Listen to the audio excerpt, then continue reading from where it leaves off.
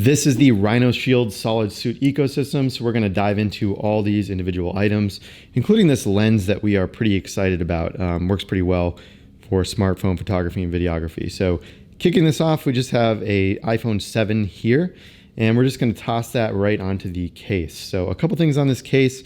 They have this kind of honeycomb-like design. It's semi-stiff. You can also put separate volume and menu buttons on this if you want. So it comes with black, but then there's a colored pack that you can get with a wide variety of different button colors. Well, with black on white here, thought it looked pretty slick. It also feels pretty pack hacker as well. Overall, they do also allow you to get an engraving. So they gave us the PH here for pack hacker. This was provided by RhinoShield, but these are all of our opinions from ourselves. They don't influence us at all in what we say. So they have this kind of honeycomb pattern going on here. I've been using this case for about 2 months now, and they're starting to get a little bit of kind of issues on the side here. Some of that rubber, the coating is kind of coming off a little bit. So kind of an indicator as to how this will wear. Again, this is after about 2 months. Not the biggest deal, but it is there. Let's just pop this right in too.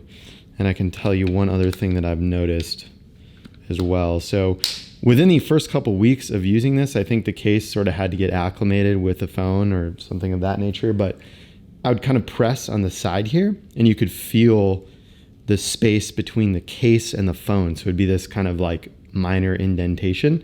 That was a little bit annoying for 2 weeks. Don't have it now. It seemed to have worn off. So if you do have it, that might just wear right off. One of the things that I forgot to do here with the case is to put on the smartphone camera mount. So I'm just going to pop this off right now and we'll add that right back on. So there we have it. A little bit hard to get off, but all good. So you put this camera insert down here. This is how you insert that lens that we have here. Pop it right in. Whoops. You got to make sure this kind of smaller side is on the side of the lenses. So in the upper corner for older iPhones, a little bit tricky to get in.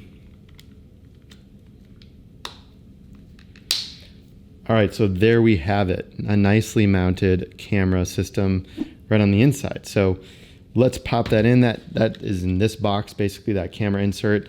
And then the lens we have going on right here kind of comes with these little rubber plastic cases. So we'll just take this off. Kind of wish these two were attached to each other because now it's 2 pieces to lose rather than 1, but oh well.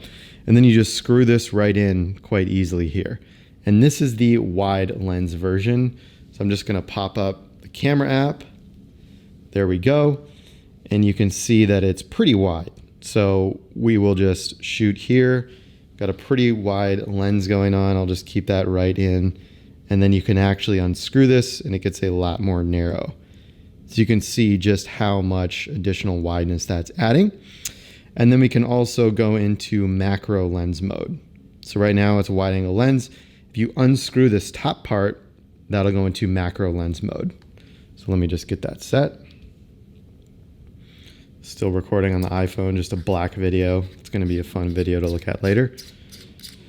Unscrew this. And then we will put the macro lens right on. And then we can show how that is going to look.